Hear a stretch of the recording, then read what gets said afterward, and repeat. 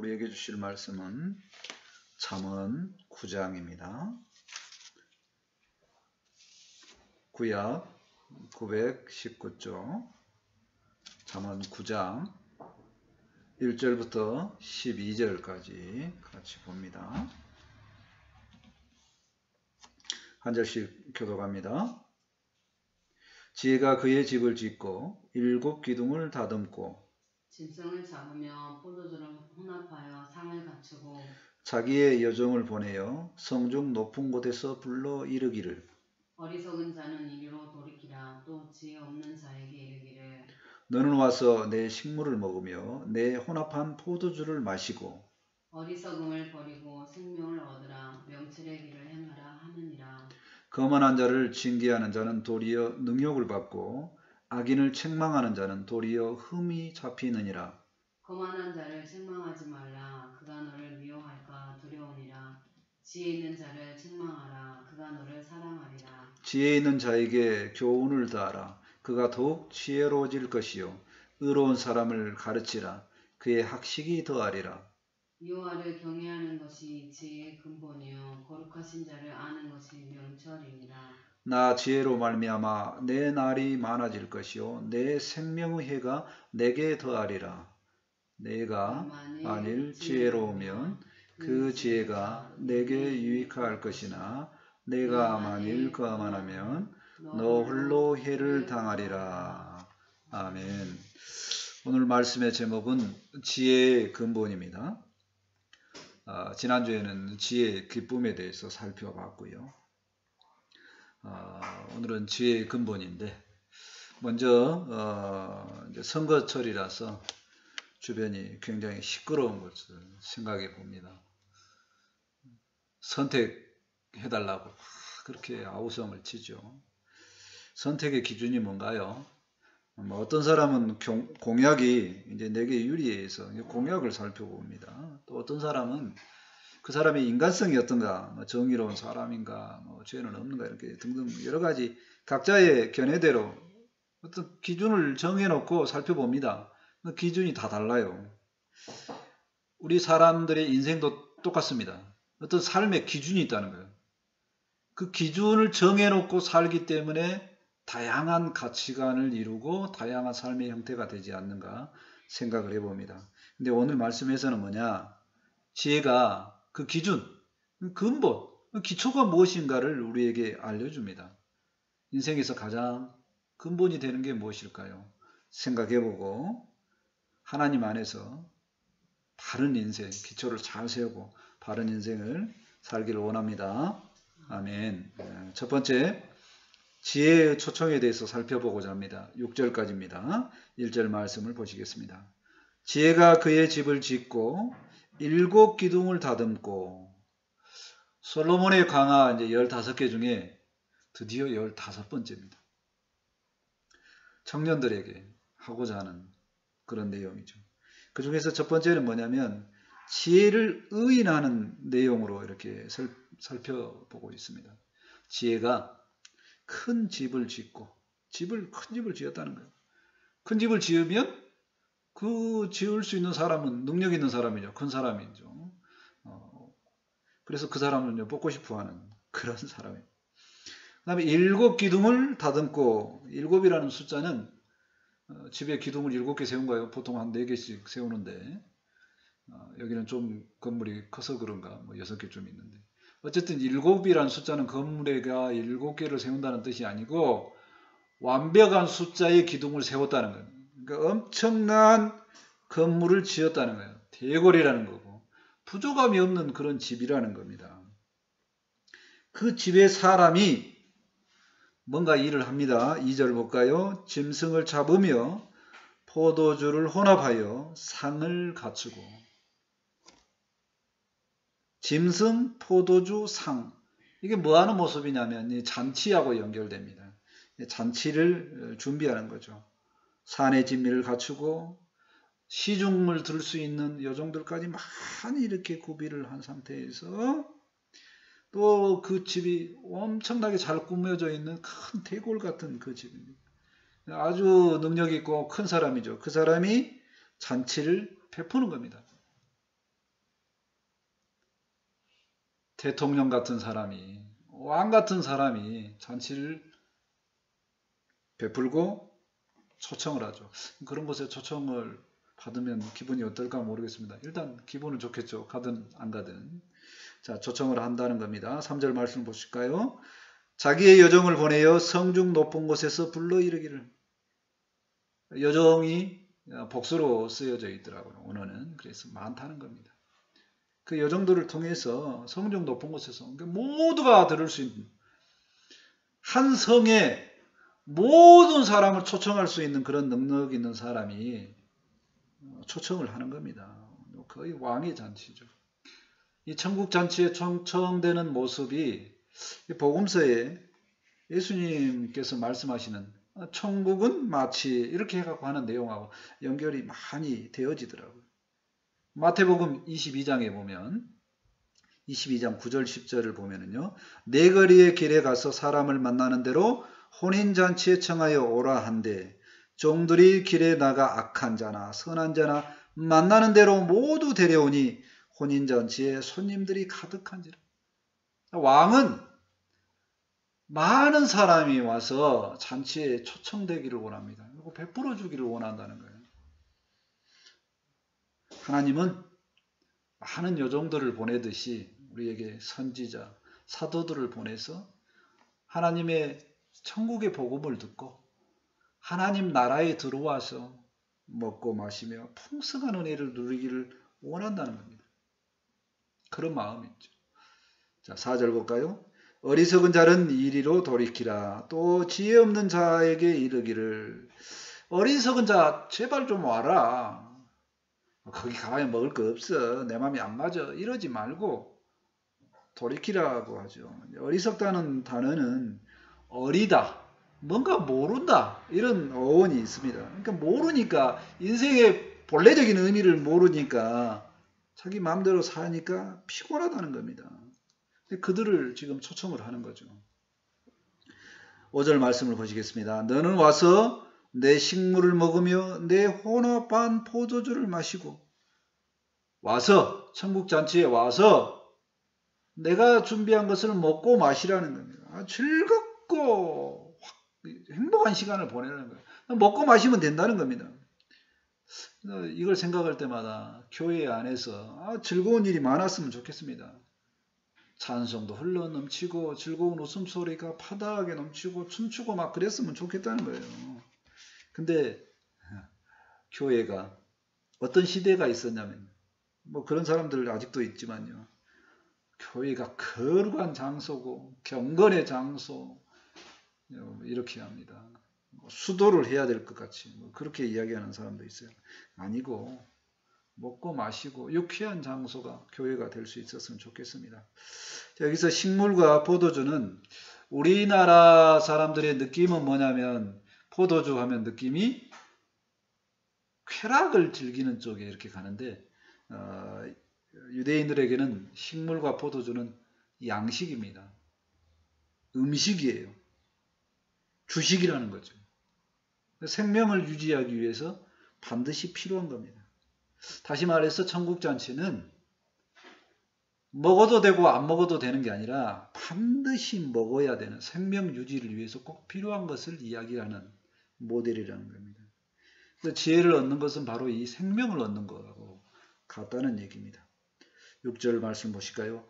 어리석음을 버리고, 제발 하나님의 거룩한 뜻을, 하나님의 계획을 모르고 어리석은 가운데 살아가지 말고 제발 하나님의 품에 와서 생명을 얻으라, 명철의 길을 행하라 하느니라.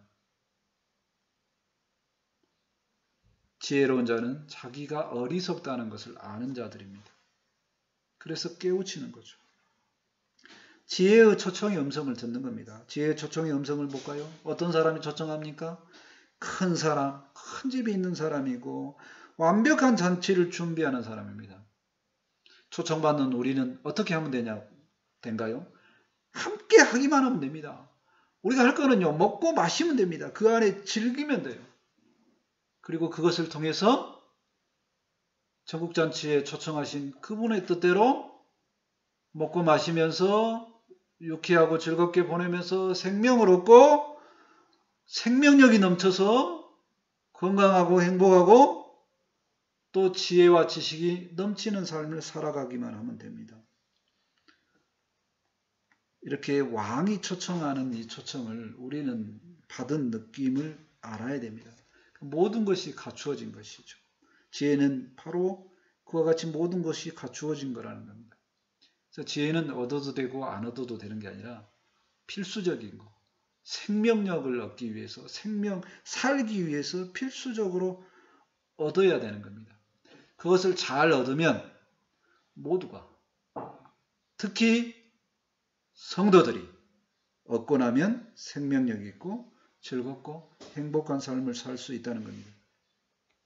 교회 안에서는 성경을 분석하면서 도를 깨우치면서 절제하고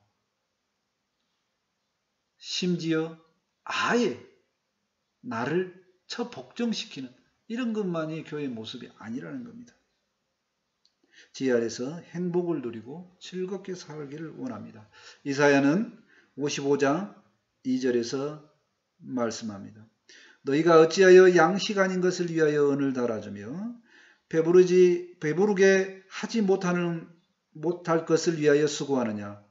내게 듣고 들을지어다. 그리하면 너희가 좋은 것을 먹을 것이며 너희 자신들이 기름진 것으로 즐거움을 얻으리라. 하나님 안에서 양식을 얻고 배부르고 좋은 것을 먹으면서 즐겁게 살기를 원합니다. 주님 안에서 모두가 지혜로운 삶, 즐거운 삶을 살았으면 좋겠습니다. 아멘. 두 번째로 더 지혜로움에 들어가는 것을 이야기를 하고자 합니다. 7절 말씀을 보겠습니다. 거만한 자를 징계하는 자는 도리어 능욕을 받고 악인을 책망하는 자는 도리어 흠이 잡히느니라. 거만한 자, 교만한 자, 이야기를 잘 안 듣는 사람이죠. 이 사람을 나무라고 제재를 가하는 것은 옳은 것 같습니다. 자, 그런데요. 그 사람은 안 받아들여요. 고치지 않습니다. 오히려 뭐라 하냐면 거꾸로 그걸 충고하는 사람에게 치욕을 준다는 겁니다. 악인도 똑같아요. 그건 악한 것이다. 그렇게 살면 안 된다. 꾸중하면 안 고칩니다. 오히려 그렇게 말하는 사람을 공격을 하는 거죠. 8절 말씀 볼까요? 그러면 어떻게 해야 되냐? 거만한 자를 책망하지 말라 그럽니다. 그가 너를 미워할까 두려우니라. 교만한 자를 책망하지 말라고 합니다. 의문이 들잖아요. 아니 그러면 그렇게 잘못된 사람을 그냥 내버려도 그럼 이 세상이 어떻게 될까? 하는 거죠. 도덕적이고 윤리적이고 법적인 문제를 이야기하는 게 아니라 지혜의 말씀은 오늘 이거를 알려주는 겁니다. 교정 불가능한 존재가 있음을 알아야 된다는 겁니다. 예수님 시절에 대제사장 절대로 생각이 안 고쳐졌습니다. 그런 사람이 있다는 거예요. 그러니 그런 사람들을 책망하며 허비한 시간을 보내지 말고 그 사람들을 오히려 고치려고 시도하다가 다툼이 생기고 악한 것이 생기고 물질적으로나 정신적으로 피해보지 말고 지혜롭게 살아라 라고 이야기합니다. 마태복음 10장 16절은 지혜로우라고 이야기합니다. 보라 내가 너희를 보냄이 양을 이리 가운데로 보낸 것 같도다. 그러므로 너희는 뱀같이 지혜롭고 비둘기같이 순결하라. 예수님도 뱀이 지혜롭다는 거 알고 지혜롭게 살라고 이렇게 이야기합니다. 근데 강교하지는 말고 순결하라고 합니다. 거만한 자는 책망하지 말고 대신 어떻게 해요? 말씀 계속 있습니다. 지혜 있는 자를 책망하라. 그가 너를 사랑하리라. 책망받을 만한 자를 책망하라는 거예요. 그러면 그 가르치는 자가 배우고 배움에 의해서 좋은 길로 가게 되면 그 효과가 배가 됩니다. 얼마나 좋은 쪽으로 가는가 모르겠습니다. 관계성도 좋아지죠. 피차간에 유익이 된다는 겁니다. 그런 사람들을 책망하라 하는 얘기예요. 제가 책망 중에 한 것이 유일하게 굉장히 잘했다고 생각된 것이 뭐냐, 현수를 책망한 것이 그런 것 같아요. 굉장히 악한 가운데 발발 뛰고 그럴 때 너는 그러지 마라, 그러지 말라라고 해요. 어른들도 감당하기 힘든 그런 상황에서 그런 것이 옳지 않다고 충분히 이해한다 하지 않고 책망을 했더니 오랫동안 생각하고 돌이키더라는 거예요. 제가 훌륭해서 그런 것이 아니라 현수가 잘 배웠어요. 그래서 아주 잘 성장한 모습이 좋아서 서로 좋은 관계되고 보니까 더 사랑스럽고 그러더란 얘기예요. 모두가 그런 관계성 속에서 살았으면 좋겠습니다. 9절 말씀 보실까요? 지혜 있는 자에게 교훈을 더하라. 그가 더욱 지혜로워질 것이요. 의로운 사람을 가르치라. 그의 학식이 더하리라. 지혜 있는 자에게 이렇게 가르치면 뭔가 배우면 배웠다는 느낌 갖고 또 가르치는 사람을 또 찾아옵니다. 그러면 또 가르치죠. 그럼 또 지혜가 증가하고 가르치는 사람은 가르치는 대로 기쁘고 배우는 사람은 배우는 대로 기쁘고 그래서 점점 더 지혜로워지는 겁니다. 의로운 사람을 가르치라. 정의로운 사람을 가르쳐야지 실제적인 학문이 된다는 겁니다. 생활 속에 적용되는 학문이 된다는 겁니다. 그 정의가 실현된다는 거예요. 도덕이 실현이 된다는 겁니다.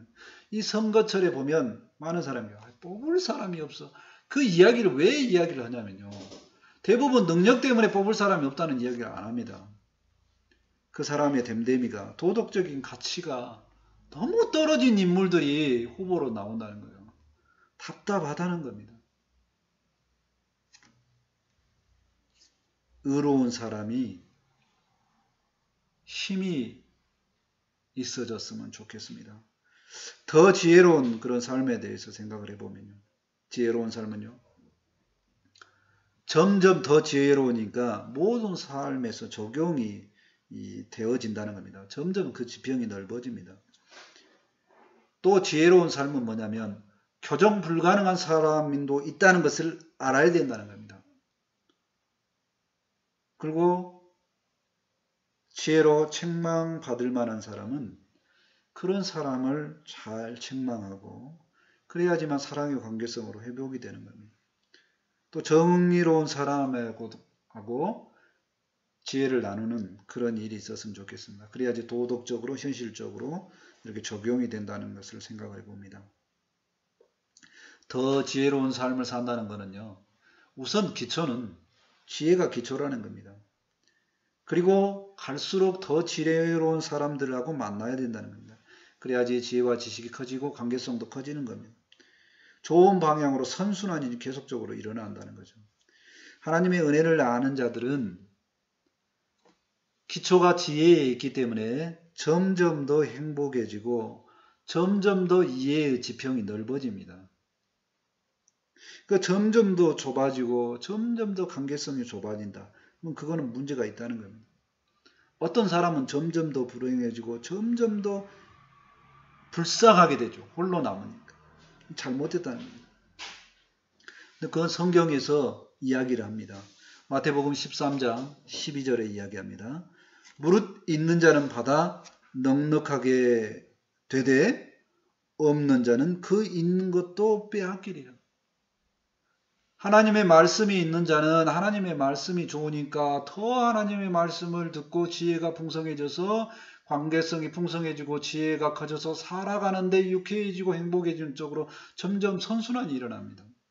그런데 하나님의 말씀에 기초가 없는 사람은요. 하나님의 말씀이 좋은지 안 좋은지도 모릅니다. 그러니 하나님 말씀 버리죠. 그러니까 점점 갈수록 힘들어가는 삶을 산다는 겁니다. 하나님의 지혜가 점점 더 깊어지는 우리 모두가 되었으면 좋겠습니다. 아멘.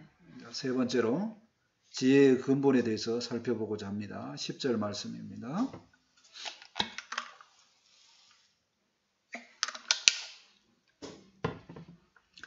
여호와를 경외하는 것이 지혜의 근본이요 거룩하신 자를 아는 것이 명철이니라. 앞에서 이제 지혜의 초청과 이제 선택에 대해서 이렇게 살펴봤는데요. 이제는 지혜의 가장 근본에 대해서 살펴보고자 합니다. 지혜가 바라고 있는 삶의 근본 기준이 뭐냐는 얘기. 근데 이 말씀은 1장 7절에서 이미 살펴봤습니다. 약간 다른데요. 여호와를 경외하는 것이 지식의 근본이요. 이렇게 써져 있어요. 지식이나 지혜나 같은 말씀으로 병기되어 있는 경우가 많으니까 같은 말씀으로 보겠습니다. 경외라는 것은 워낙 중요한 말씀이니까 거의 비슷하게 한 번 더 해봅니다. 경외는 하나님을 두려워하고 사랑하는 마음입니다. 두려워하고 사랑하는 것과 어떻게 같이 연결되나요? 자식들은 잘 모르는데 부모는 압니다.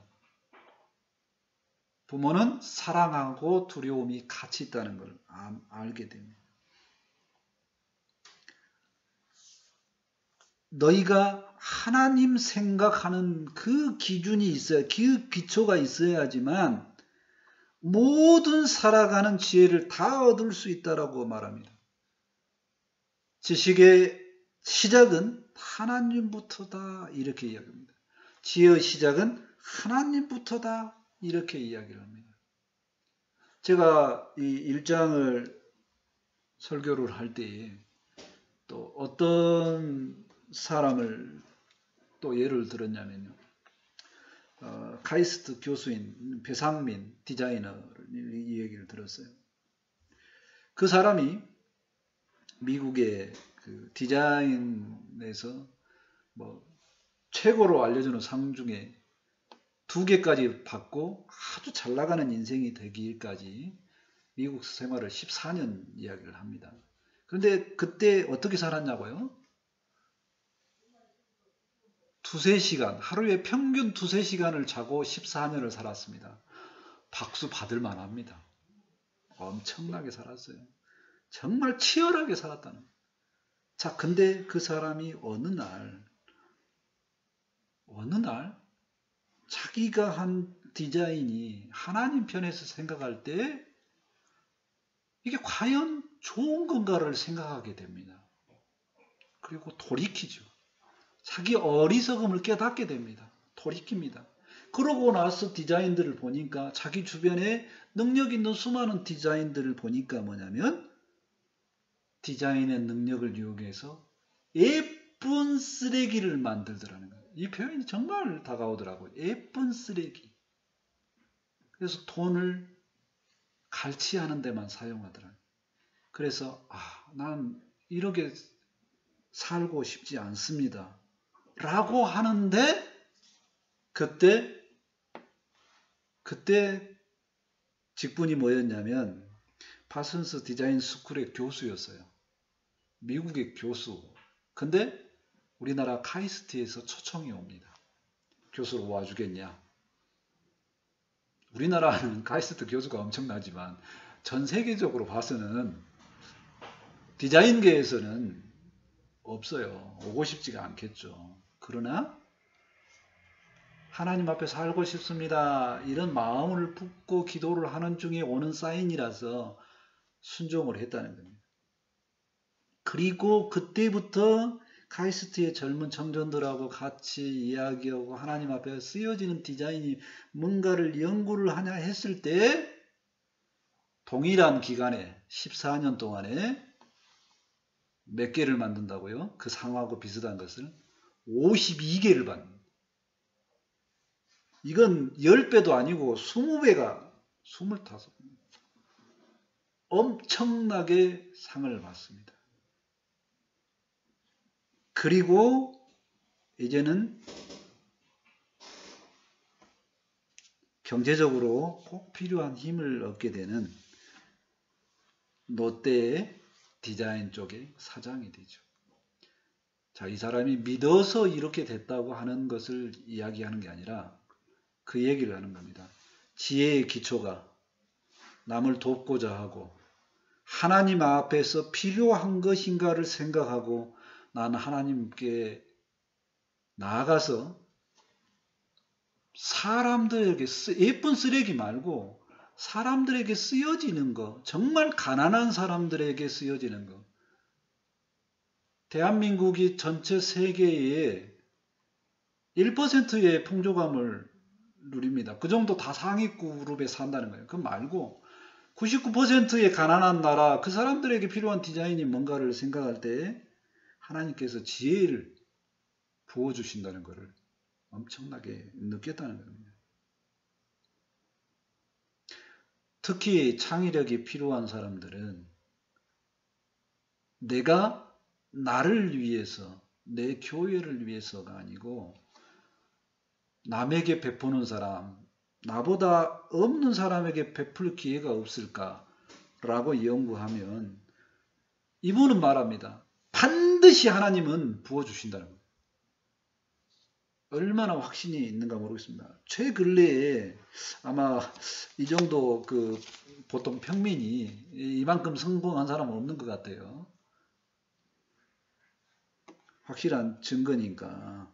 이분이 이후에 어떻게 변할지는 모릅니다. 근데 현재까지는 그렇다는 거예요. 그래서 하나님의 지혜를 구하는 것도 괜찮을 것 같습니다. 정말 좋을 것 같아요. 11절 말씀 보실까요? 나 지혜로 말미암아 내 날이 많아질 것이요 내 생명의 해가 내게 더하리라. 생명의 해가 기해지고 날이 많아진 것은 장수한다는 겁니다. 근데 성경에서 장수는요, 오래 사는 것만 이야기를 하는 겁니다. 드라마에서 그 얘기가 나오더라고요. 내가 무병장수한 것이 얼마나 병인지 모르겠다고. 오래 사는 것이 험난하다는 얘기입니다. 근데 성경에서 장수는 동시에 모든 사람의 존경을 받고 행복하고 순탄하고 인생의 아름다움을 즐기는 장수를 이야기를 합니다. 그거 아니고는 장수를 이야기 안 합니다. 12절 말씀을 계속 봅니다. 내가 만일 지혜로우면 그 지혜가 내게 유익할 것이나. 하나님의 지혜를 아는 사람은 지혜의 말씀이 다가왔을 때 정말 유익하구나 하고 좋아한다는 겁니다. 유익이 되겠죠. 그러나 반대입니다. 내가 만일 거만하면 너 홀로 해를 당하리라. 교만하고 남의 것을 듣지 않는 사람, 반대적인 사람이죠. 이런 사람들은 혼자 모든 것을 해결하는 사람. 하나님이 없으니까 믿을 사람이 없어요. 믿음이 안 들어갑니다. 그러니 뭐예요? 누군가가 믿는다라고 말하고 관계성을 갖고 수많은 사람들하고 이렇게 쌓고 열정을 쏟아붓지만 그러나 그 속에는 항상 철저하게 이기기 위해서 집착하고 처절하게 살아간다는 겁니다. 그 인생의 결국은 뭐냐? 홀로 해를 받는다는 거예요. 하나님 없이 해를 받아요. 해를 받는 그 해의 결정이 뭡니까? 죽음에 이른다는 거죠.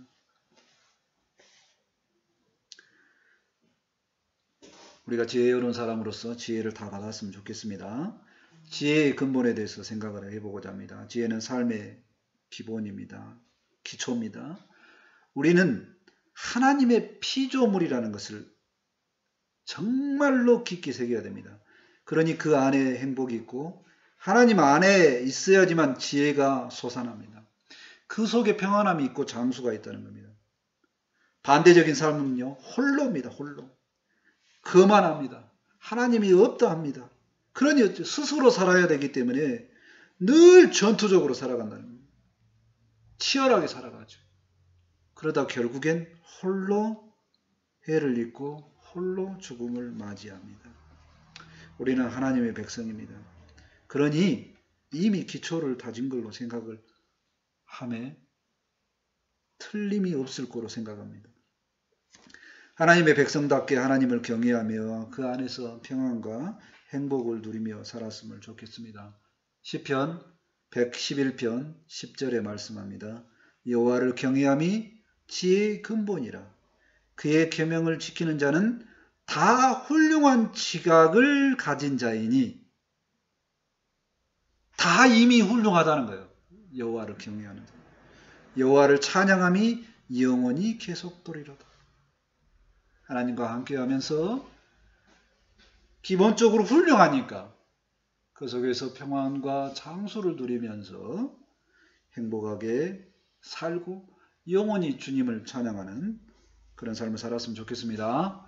말씀을 정리합니다. 지혜는 우리에게 풍요한 행복한 삶을 가지라고 초청합니다.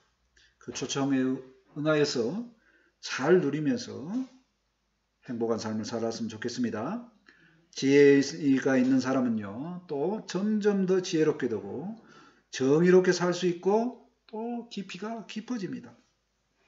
하나님의 백성은 하나님을 경외하는 그 근본 때문에 훌륭한 지각을 가진 자이니 확신하고 그 안에 모든 행복과 장수를 누리면서 하나님을 영원히 찬송하는 인생을 다 살았으면 좋겠습니다. 아멘. 기도합니다. 하나님, 이 시간도 우리에게 지혜로 다가오시고 지혜의 근본인 하나님의 경외를 깨닫게 하시니 감사합니다. 하나님 안에 모든 지혜가 있고 그 하나님과 통행하는 삶이 인생에 있어서 얼마나 훌륭한 삶인지를 잘 알게 하시고 확신을 갖게 하시고 그 속에서 평화를 누리게 도와주시옵소서. 말씀을 받았으니 이 말씀이 생명이 되고 능력이 될 수 있도록 함께하여 주옵소서. 감사하며 예수님의 이름으로 기도합니다. 아멘. 이제 찬송 428장 하시고 준비하신 힘을 하나님께 드립니다.